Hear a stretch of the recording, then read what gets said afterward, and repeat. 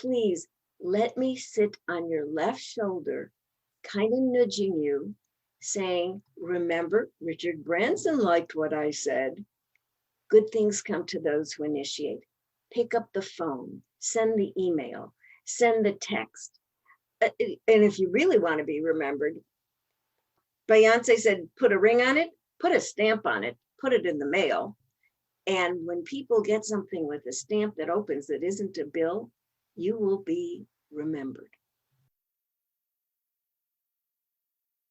Welcome to Your Intended Message, the perfect place for leaders and promising professionals who want to convey the intended message for greater success. Every week, we interview experts who address the challenges and best practices to deliver your message effectively.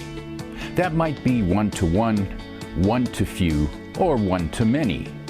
And perhaps the most important conversation, one-to-self. I'm your host, George Torok. My guest today is Susan RoAne. There's 3 facts I think you should know about Susan. 1, she is a best-selling author. Her book, What Do I Say Next?, was a bestseller, and even more than that, her book, How to Work a Room, sold over 1.2 million copies in 14 countries. 2, Susan is recognized by the media as a guru of networking. In fact, Forbes.com called her that. She's spoken around the world. She's been featured in the New York Times, The Guardian, on CNN, the BBC, in the Chicago Tribune, and Wall Street Journal. The 3rd fact, her clients include Coca-Cola, the Air Force, United Health Group, Yale University, Apple Computer, Kraft Foods, Intel, Stanford University, LinkedIn, the National Football League, and more.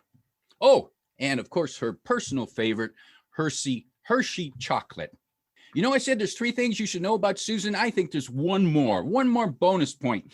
Susan was quoted by Sir Richard Branson in his list of 10 quotes to make things happen. Susan, welcome to Your Intended Message.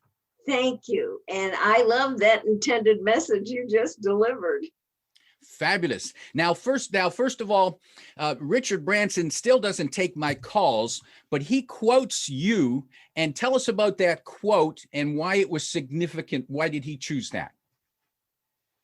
Well, it's the quote that came from How to Work a Room, where I identified the roadblocks to working a room. And one of them was that somebody told us, just wait, good things will come to those who wait. It's an old saying. And what I revised as the remedy was, no, good things come to those who initiate. And he really loved that. In fact, on the list that day, there were 10, and I was like right behind Diana Ross. And I thought, oh, that makes me a backup singer to the Supremes. But I was very honored. And I think he saw that as one of the goals we should have, one of the intended actions we should do is initiate. So, George, for the people watching and listening, when you're thinking about, should I call, shouldn't I call, please let me sit on your left shoulder, kind of nudging you, saying, remember, Richard Branson liked what I said. Good things come to those who initiate. Pick up the phone, send the email, send the text. And if you really want to be remembered, Beyonce said, put a ring on it, put a stamp on it, put it in the mail. And when people get something with a stamp that opens that isn't a bill, you will be remembered. I go through that pain every week when I look in the mailbox, and what do I see? Don't get checks in the mail anymore. They go directly. So there's only bills that come in the mail. And I can't remember the last time someone sent me a personal note. Well, I have always been a great supporter of our United States Postal Service. Of course, they were one of my clients. They also hired me to speak. And now let me share this with our audience. You would think maybe the Postmaster General found me. No, it was my high school friend who I also went to first grade with, who ended up being an executive in the sales team. And he saw me. I went back to Chicago, and here's how he said, "Hey, Suze, want to speak for the post office?" Perfect, Chicago. It worked. I did a couple of talks, loved the people, because they really are frontline people with communicating with all of us, whether they're in a postal office or whether they're delivery. Communication is really important. So I've always been a big believer in it. If I may give everyone a little hint, when you get stamps, ask for the commemorative. I just got Bugs Bunny stamps. Who wouldn't love a letter that has a Bugs Bunny on it? I've gotten artists. I had Marvin Gaye, for those of you who remember that fabulous soul singer. And so I believe that sending something in the mail, birthday cards, nice that you send them the ones that they have to click on, open, to click on the bird, listen to the message. If someone really matters, put a card in the mail. And especially a condolence card. When you talk about intended message, one of my friends, who's also a quite well-known LinkedIn expert, told me that when his mom died, he got over 59 text messages from friends. I said, wow. And then he paused and he said, but I only got 9 condolence cards. And I want to tell you, I was one of the 9, because 6 months later, they don't save that text message, but they save that card, and it does the nurturing and support that people need a little later. So intended message, figure out the right method of delivering it. Now, Susan, that's interesting, because many of us probably think or believe that, well, I sent them a message, I text them, or I emailed them, but even though you had an intended message, the message it actually delivered is influenced by how it is delivered. Exactly. In fact, I would say this: in the glitchy world of technology, I thought I sent, and this happened the last 2 weeks, emails to 2 of my pals. I was wondering, I was asking them a question. I can't believe I haven't heard from them. And I use Apple Mail, which I often call rotten Apple Mail, because it does not deliver. It was nowhere in my sent, nowhere in, and I always get copies of my emails. They never got it. And here's me going, why didn't they answer me? And the truth is, it didn't go. It got caught. I really believe that as these emails fly out, they are intercepted by evil ghosts. Sometimes Casper the Friendly One that plays tricks on us. So I would say that you got to be careful. Yes, a glitch can happen in mail as well. But you know what?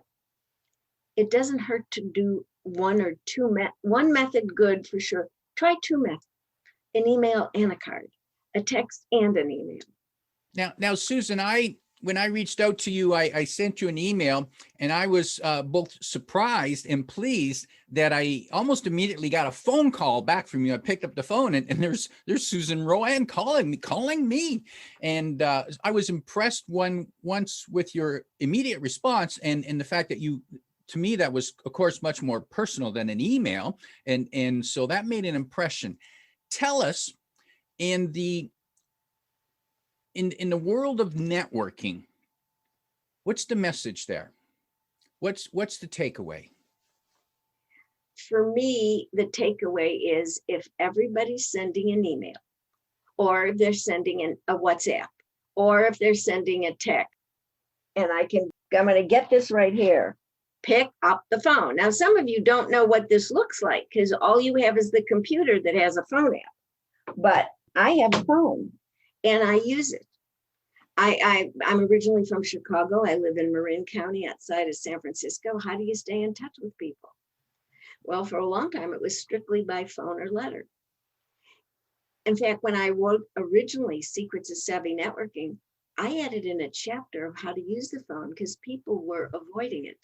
And I also did that in face-to-face. There are people who will do anything but make a phone call.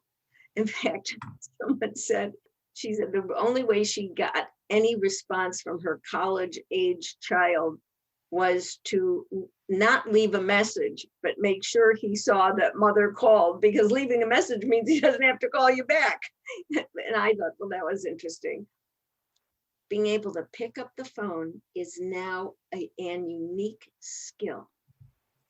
And I will plug my friend Joanne Black's book, because she wrote a book and I love the name of it, Pick Up the Damn Phone. And I had to say it in the tone that I could hear myself say that. While everyone else is doing something technological, call people, and I'll tell you why, even if they don't pick up. And some people don't check their messages for whatever reason I don't understand. But when you leave a message after you've met someone or saw someone on a Zoom or found someone in LinkedIn, they can hear your tone, they can hear your warmth. That's the intended message. If you saw something that was fabulous and you call someone and say, in fact, I just did this. Someone had something wonderful happen and I picked up the phone and said, this is so fabulous, congratulations. And how many emojis could I use to convey that? And I left the message and said, there's no way that I could write this. I want you to hear how fabulous and happy I am for you. And that's the intended message. Susan, in today's world of pandemic and virtual meetings and work from home, does networking still apply? Does it apply? Maybe jumping ahead, if so, how? Okay. In fact, I just wrote this as a tweet today. That's why it's not only applicable, it's mandatory. Because the one thing we want to do is stay visible. We want to be, you can sit and talk about brand this, brand that, unless it's chocolate, I don't care about the brand. No, I'm not good.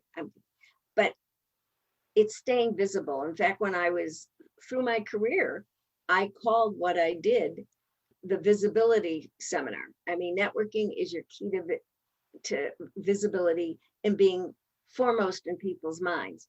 So, but it is networking, but I'd like to give you one of the tenets that I created. Actually, there were 10, but I decided to reduce it to 3. But one of the tenets is that networking is not a science. And I know there are people going, well, it's really a science. Well, it actually is based on physics. So if you study physics, you understand links and linkages, et cetera. In fact, I read Dr. Barabasi's book, Links, and I had to read every sentence 3 times. So there is a science of that, but that's not what we're talking about. Networking is not a science, because if you treat it that way, then you're transactional. Networking is an art. And what I've always said and wrote is networking is the art of communication.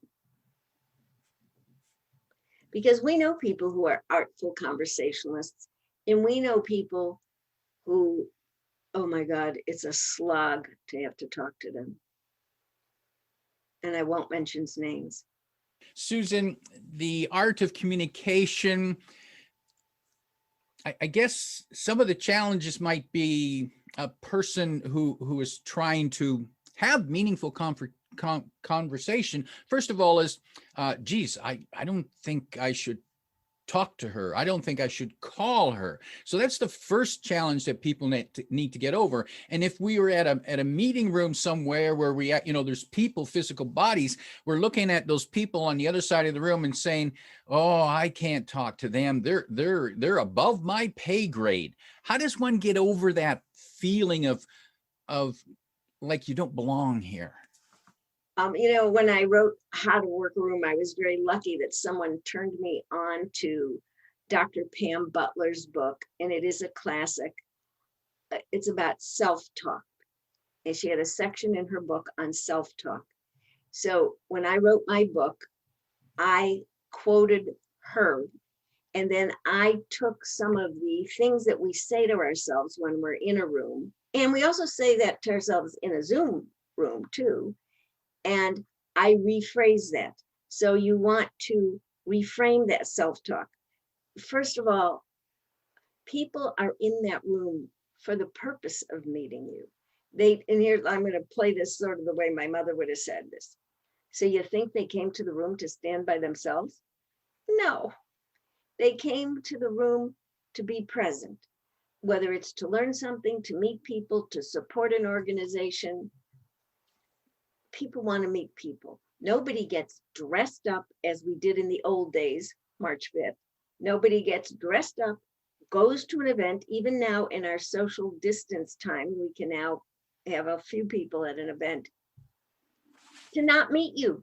That's not the issue. So what I'm going to tell you is that person that you think might be the big kahuna, and why would they want to talk to you?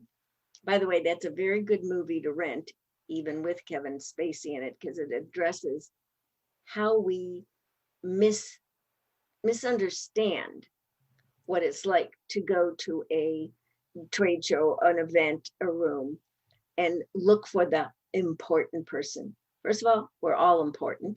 Second of all, you don't know who the person standing next to you that doesn't have the big title. You don't know who they know. You don't know who they're related to. And they may be dressed in not the best outfit because they don't have to, because they're already a success. So don't judge a book by its cover. You can't judge tomorrow's book. This is a Susan RoAne tenet. You can't judge tomorrow's book by today's cover. And this is quoting my grandmother, and you'll hear this all over your life. You never know. You never know. So here's the bottom line with intended message. We have to be nice to everybody. Now, I know probably some people are saying, well, that's not, I don't know where that, I want something more substantial. No, you don't. Be nice to everyone, because you never know. Susan, were you always a natural networker? Was that something that you were just born to do, or did you struggle with it at some point? It's really interesting. When I first wrote How to Work a Room, someone at a book event in San Francisco said, well, how did you learn how to work a room? And I thought about that. I was paused, not because some speaker told me to pause. I paused because I was thinking, what's the answer? And I said, what learned? My mother made me. So my mother's from Toronto. And when the family would come for events, my mother would say, oh, Susan, I would be 11 or 12. Go talk to the Toronto family, make sure they're welcome. And then she'd say, and make sure they don't talk to so-and-so. And I thought, oh, that was a big job. But I watched how my mother made people comfortable. Our house was the open house and was inclusive. And that's just what I did. And I wondered if I was like that in grammar school or high school. But I'll tell you what, a little something about me now. I do have the Zoom Pro account because Miss Patricia Fripp said, RoAne, I know you have a Zoom account because you do a lot of podcasts. Cough up the money and get the Pro account. She said, if you're hosting your cousins in a brunch, you don't want it to shut off after 40 minutes. I go, are you kidding? That's just us getting our names out. So I then invited 2 of my grammar school friends. Well, now every month, about 9 of us from grammar school, the Boone girls from Chicago, we meet. I started something with my high school friends, and 13 of us in 6 states meet every other month. So if I say to you, I think I was like this because it was the embrace people, include people. But I'll share this with your audience. I also was a protector. I was the older sister of a brother who contracted polio when he was 2.5. So he wore a brace by the time he was 3. And you know how people can be. So I was always that person that had to make sure he was okay. So I was always very sensitive to people who were excluded. So if that gives you a little insight into why I'm that way. But here's the other thing. So when I wrote How to Work a Room, everyone expected me to be out there. And one day I attended my friend's son's first birthday party, and another author said to me, well, you're working his first birthday. And I go, no, the clown's working it. I'm off today. But the expectation is that I'll always be out there. So I always try to make people feel comfortable. I'm going to give you all a hint. When we get back into rooms, even when we're in Zoom, pay attention to the person who's not participating very much. Pay attention to the person standing alone. It's not that they have nothing to say. People are shy. In fact, according to Dr. Zimbardo, who did work and started the Stanford Shyness Clinic, it varies between 88 and 92% of us will self-identify as shy. And we'll be shy in a Zoom room, we'll be shy at an event. So reach out to those people, because you will be doing something that's very kind. And you don't know who they are. And everybody has a story. And on Zoom, we can do this through the chat option. You see someone, they maybe introduce themselves and said where they're from or what they're doing, or you notice something in their background, like my book's back here, and you can send a private message. So you can start the conversation. Notice people. So yes, I think I was always like that. And that's why I was asked to please write a book so other people who were shy or who may feel that they're introverted could make themselves comfortable in any room. Oh, George, intended message. And I do this in all my talks, and I did it in the book. I did it in all the books. I have an idea that'll make you comfortable in any Zoom or any room. And that is, instead of worrying about yourself, turn it around, act like the host, even if you aren't, and make it your goal to make other people comfortable with you. When you do that,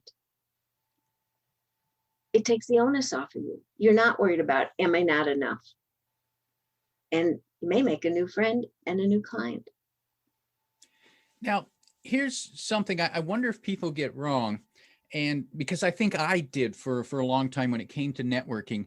I used to go to networking events, whether it was at the chamber or a local convention, and I'd go there with my cards thinking, I've got to get some leads. I got to get some leads. And I'm guessing that's probably the wrong approach. I'm guessing your guess is good. Because it didn't work. It didn't work. Now, number one, we should all have business cards. Now, I know I live in the area of the Silicon Valley. I can't tell you how many times these people have said, oh, I haven't had a card in 8 years. And I actually had that happen when I was the keynote speaker at LinkedIn, which is here in the Silicon Valley. I asked someone, I said, oh, do you have a card? And she said, oh, no, you can look me up on LinkedIn. She gave me the best story I tell in all my talks, because I then follow it up with what I wanted to say to her is, really? You gave me homework? And then I got to get out a phone or a computer or an iPad. Then I have to go to LinkedIn. Then I have to look for you. Give me a card and let me follow up. So you could say I don't use cards, and none of us do, but, and here's the marketing. If you are somewhere and someone wants a card, if that person has the job for you or the lead for you, you don't tell them, no, I don't have cards. And let's just say you have an idea for the business and they're a venture capital person looking for a place to put their $2 million. Don't give them homework, give them a card. You can make it, if you don't want to do a big run of 1,000, fine. You can, with all the technology, you can make 100 cards for almost next to nothing. And you have something that you can hand people. You never know. That person who's standing 6 feet away from you in the grocery store might want your card. You may have to leave it on the counter so they could pick it up and then put hand sanitizer on it. I don't cook, but at the beginning of all this, I made my own hand sanitizer because we were running out. I go, oh my God, why didn't I learn to bake chocolate chip cookies? But I made a good hand sanitizer. And do you see what I just did, George? I brought some of Susan personal, in fact, a lot of Susan personal, into the conversation. You now already know I'm not a good cook. You now already know that I could cook you up some hand sanitizer. You probably already know from that that I observe the science practices of being careful in this day of COVID because of what I said about 6 feet apart. And so and I want you to write this down. I'm a former teacher. Please write this down, all of you. Bring who you are to what you do. People might be impressed that, oh, you do this. But when you add in what you might do in your volunteer time or spare time, I know someone who has a job but volunteers at the Humane Society. That's nice. I have someone else who volunteers at the food bank here. So sometimes what people do in their spare time or what they're interested might be different than their job title, but it might be the excited thing they talk about. And if you want to know what people are interested in, this is a tip. It's not science, it's art. Listen to them. People will tell you what they want to talk about. So instead of throwing out the cards and then saying, well, I have an agenda. By the way, anyone who goes anywhere or even to a Zoom event with an agenda, it's as if you have it written on your forehead and we could tell.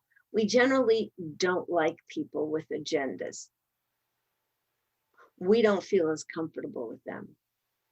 Yes, you should have a purpose, but you have to be, and this is something I wrote and I would repeat that. It was in, I think, my second book.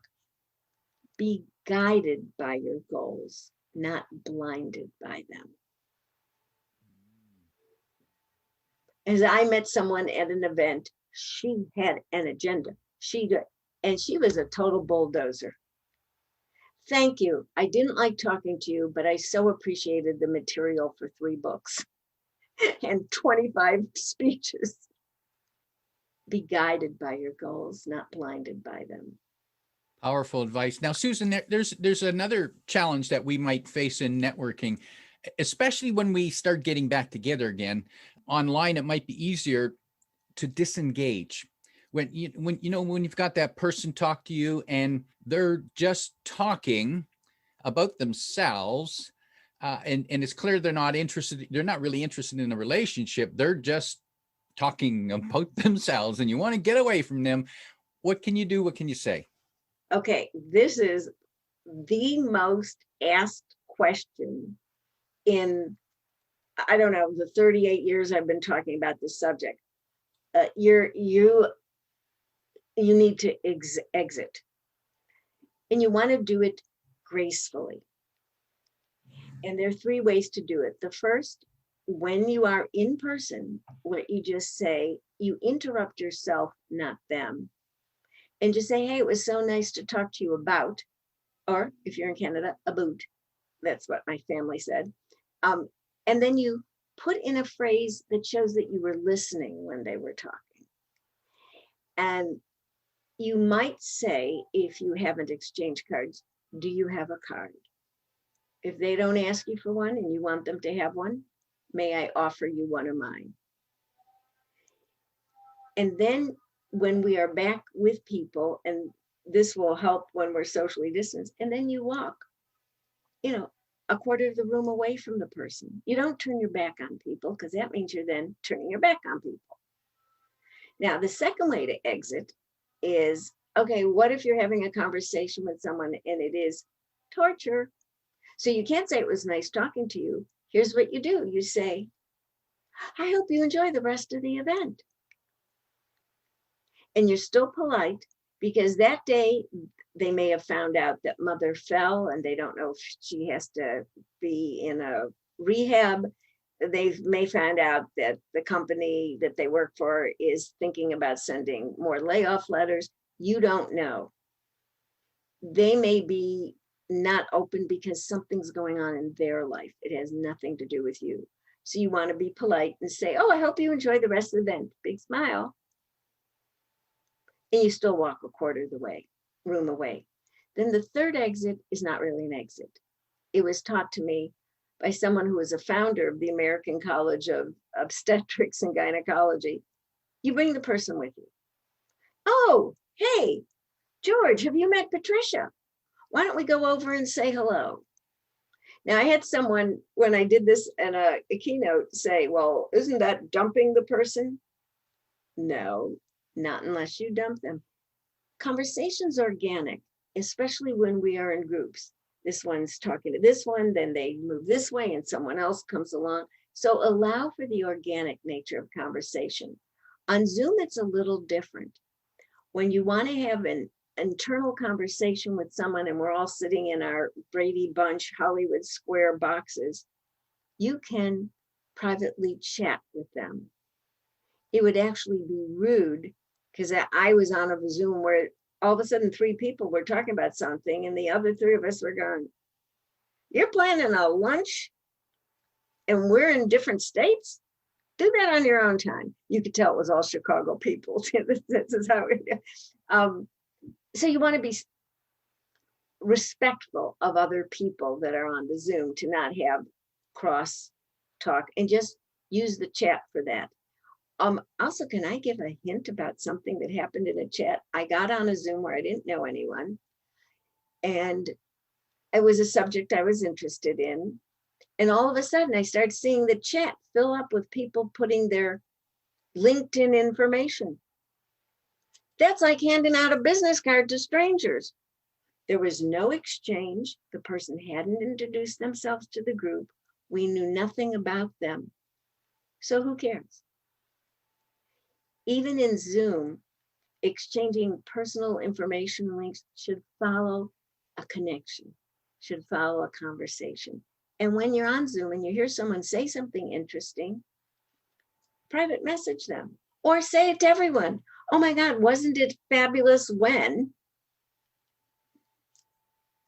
And that's how we can do that. And then if you want to follow up, and I'm going to say this about intended message, the key to it all, and I'm going to quote Patricia, who said her strength is her follow-up.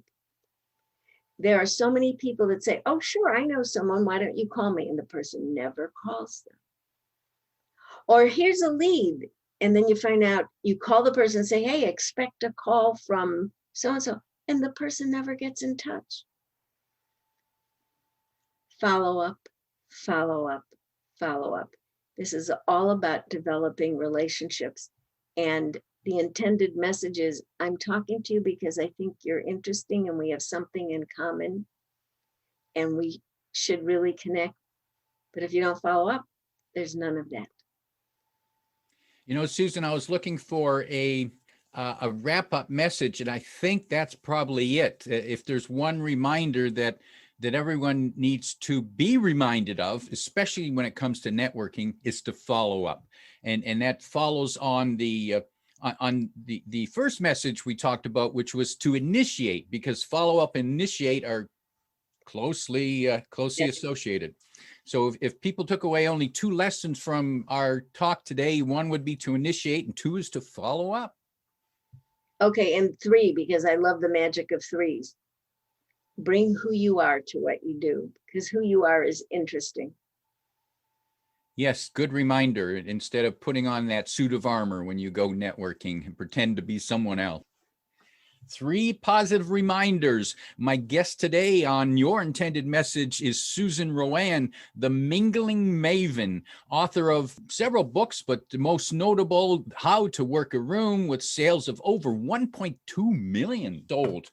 Susan, and How to Work the Room. There we go. The book is available in the stores, and Susan mentioned to me privately that she encouraged you not to go to her site in order, but to go and buy it from the local bookstore because, hey, they need the business. They really do.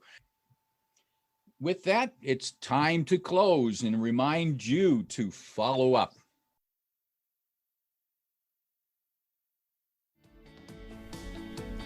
If you like what you heard, remember to like, comment, and share this podcast. Come back every week for more practical insights to help you deliver your intended message. I'm your host, George Torok.